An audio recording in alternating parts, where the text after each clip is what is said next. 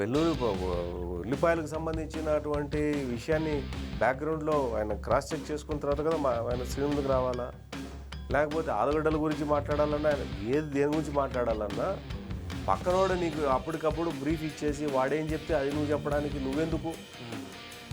దానిగా నువ్వు చేసి ఏం జరుగుతుంది, ప్రభుత్వం ఏం చర్యలు చేపడుతుంది, మార్కెట్లో నిజంగా ప్రైస్ ఎంత ఉంది, మార్కెట్ క్రైసిస్ ఉందా, లేదంటే మార్కెట్లో డిమాండ్ ఉందా, రైతుకు ఆ ప్రైస్ వస్తుందా లేదా, లేదంటే రైతుకి ఆ ప్రైస్ కనుక దానికంటే మోర్ దాన్ లిమిట్లో దాటుకున్నప్పుడు వినియోగదాటి పరిస్థితి ఏంటి, ఇవన్నీ ఒక రాష్ట్ర ముఖ్యమంత్రిగా పనిచేసేటువంటి వ్యక్తికి తెలియకుండా అతను రైతు నాడేసి వాళ్ళు ఎవరు రైతులు కాదు, రైతు ముసుగులో ఉండేటటువంటి వైసీపీ కార్యకర్తలు వాళ్ళంతా.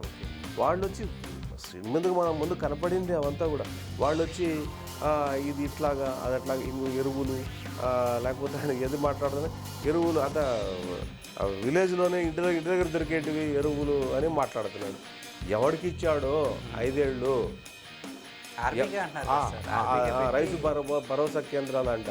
అప్పుడు ఏమమ్మారు అక్కడ, ఎవరు అమ్మారో ఎవరు కొనుక్కారో ఎవరికీ తెలియదు. నువ్వు అంతా బాగా చేసి ఉంటే ఆ విలేజ్లో ఒక్కొక్క బూత్లో అన్నని ఓట్లు నీకు ఆంటీకి ఎందుకు పడేటివి?